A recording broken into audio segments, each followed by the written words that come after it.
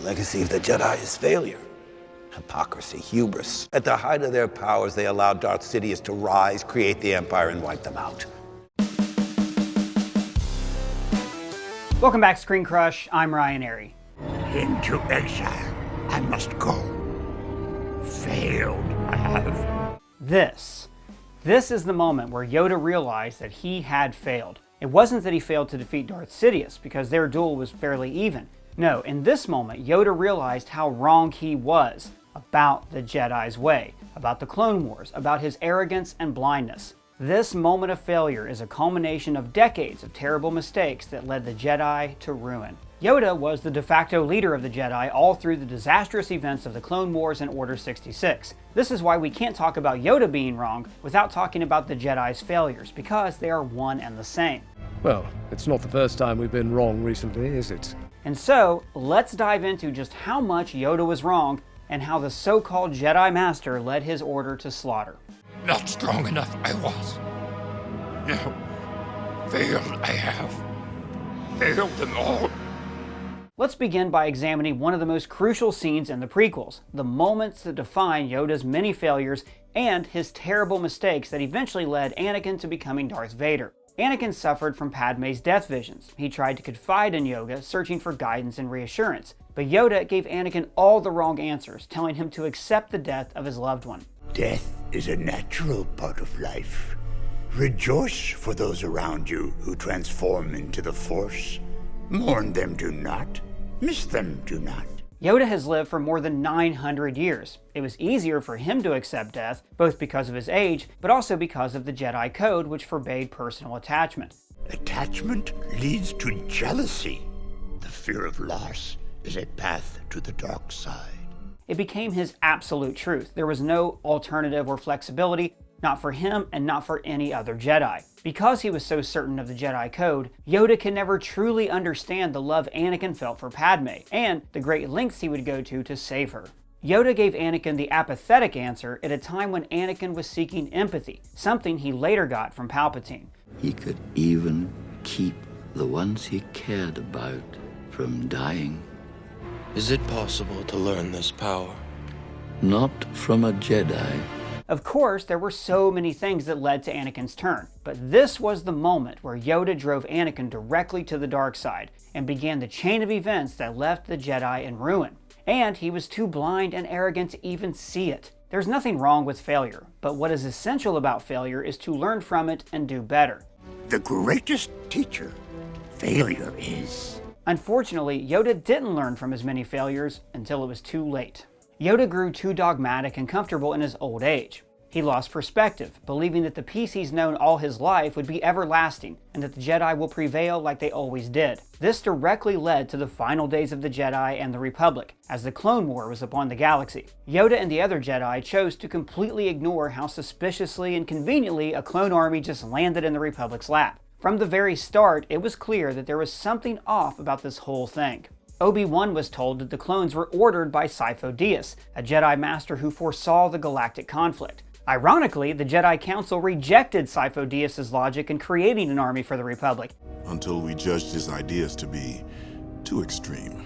He said he foresaw great conflict, and that the Republic would need to raise an army.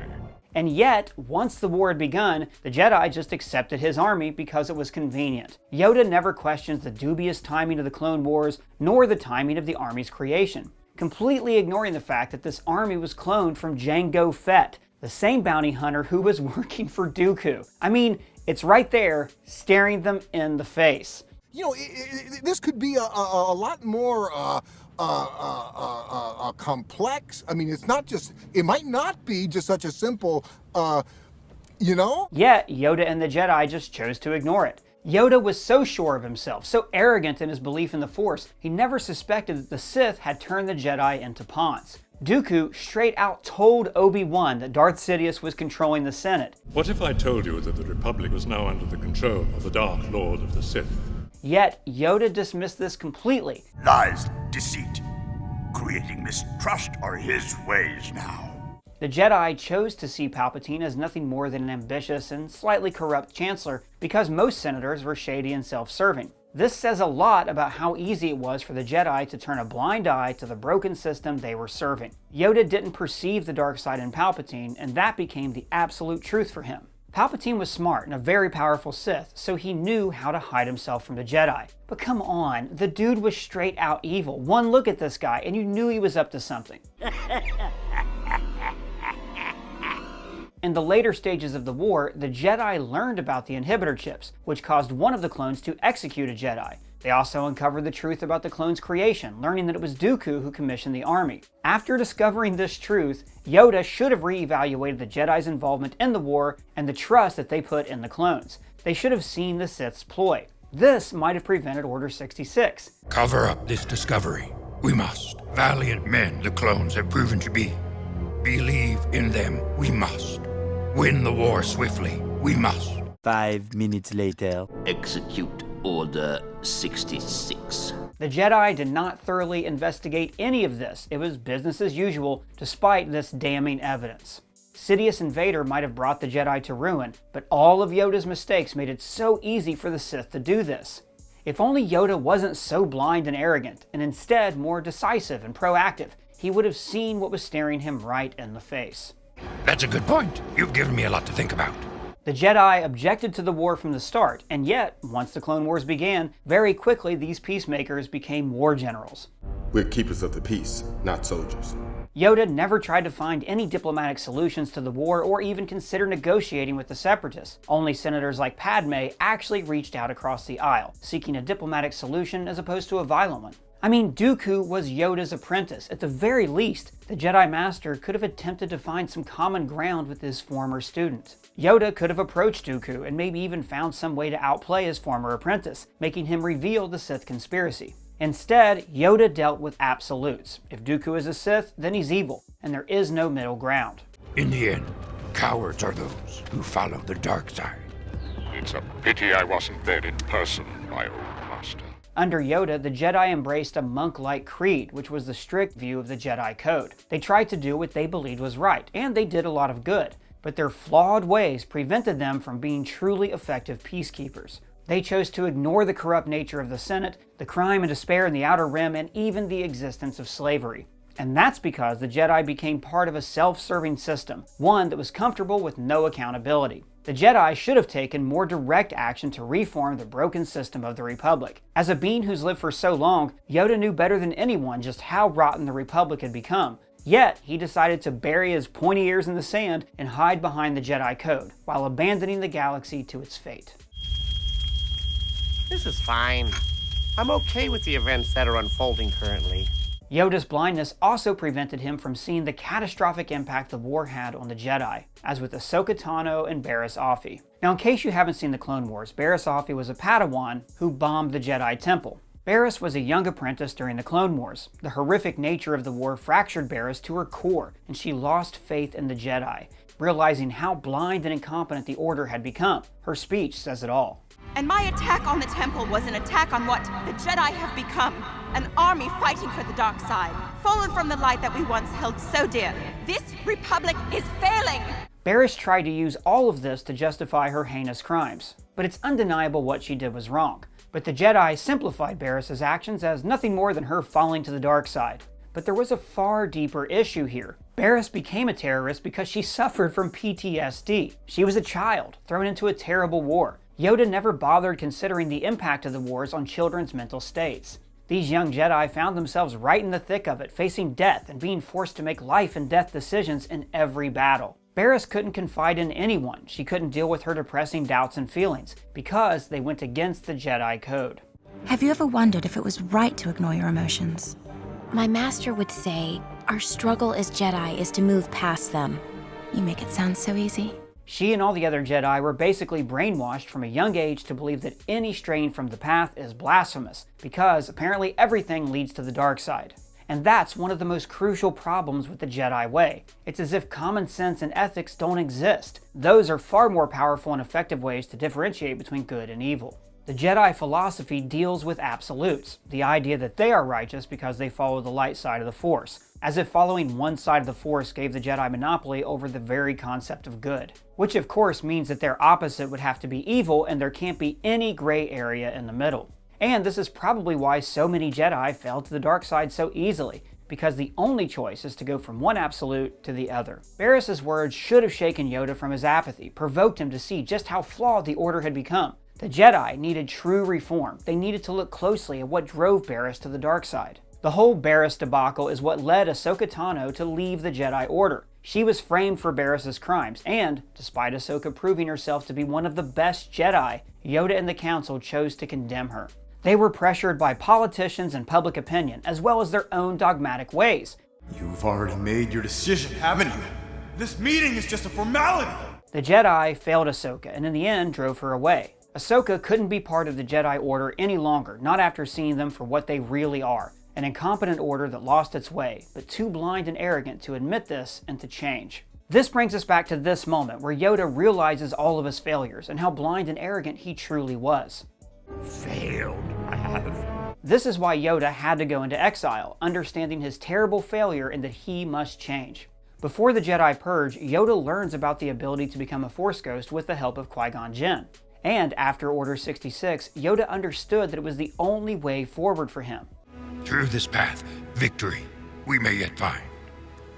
Not victory in the Clone Wars, but victory for all time. There will always be the lingering question of why Yoda and Obi-Wan didn't do more while they were in exile. After all, they were still quite powerful, and there were a few other Jedi that survived Order 66. Surely all of them could have banded together and defeated the Emperor and Vader. However, Yoda was right to stay on Dagobah, because it was all part of his master plan. He and Obi-Wan saw the big picture, train Luke when he was ready, and then become Force Ghosts. Yoda was playing the long game, staying in the shadows, influencing galactic events from a distance, preparing for the day when the Jedi will strike back and crush the Sith. Ironically, this is exactly what Palpatine and the Sith did. Ironic. This was a decision that ultimately was for the greater good. Sure, Yoda could have done more, but in doing so, he would have put himself and the future of the Jedi at risk, and ultimately, the galaxy. If you strike me down, I shall become more powerful than you can possibly imagine. Granted, Yoda did put all of his chips on Luke, so luckily everything worked out in the end. Also, Yoda probably understood that after his failures, he was the wrong person to rebuild the Jedi Order, because even when he was training Luke, he was still holding to the failed Jedi Code. And that's probably why Yoda waited so long to train Luke. He waited for him to grow up, hoping that Luke will be smart and capable enough to make his own choices, without repeating the same mistakes of the past. So Yoda was still training Luke in the way of the Jedi, but at the same time, he was also teaching Luke to think differently, and find his own path as a Jedi. Remember, it was Obi-Wan that urged Luke to kill Vader. I can't kill my own father. Then the Emperor has already won. While Yoda only said, "You must confront Vader." Confront, not kill. Yoda trusted that Luke would find his own way to deal with Vader. He trusted that Luke could be better without forcing him to follow the old Jedi Code. And in the end, Luke did bring balance to the Force. I mean, for a minute at least. Oh shit, here we go again. Luke clearly shaped his new Jedi to follow the same teachings of Yoda's order. We can see it in the way Luke was training Grogu, once again forcing the no attachment rule and dealing with absolutes. If you choose the armor, you'll return to your friend, the Mandalorian. However, you will be giving into attachment to those that you love, and forsaking the way of the Jedi. In Return of the Jedi, Luke refused to give up hope on his father, despite everyone telling him that Vader was beyond saving. This empathy is exactly why Vader turned on the Emperor, and why Luke was able to resist the dark side. Luke's attachment to his friends and family are the very thing that made him stronger and more compassionate. So why give up on that when forming his new order? Unfortunately, even Ahsoka Tano seems to be stuck in this mindset, and I was always certain that she found a new path forward. His attachment to you makes him vulnerable to his fears. His anger.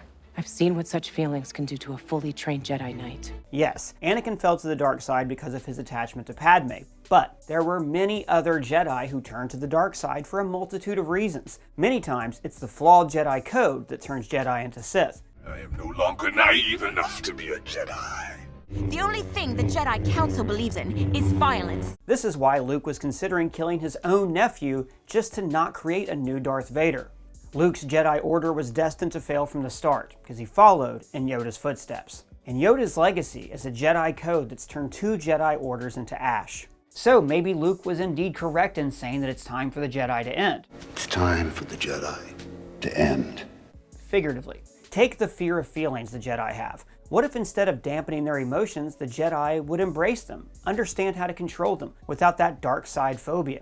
The Jedi Order must truly change. Embrace the two facets of the Force and find the balance between them.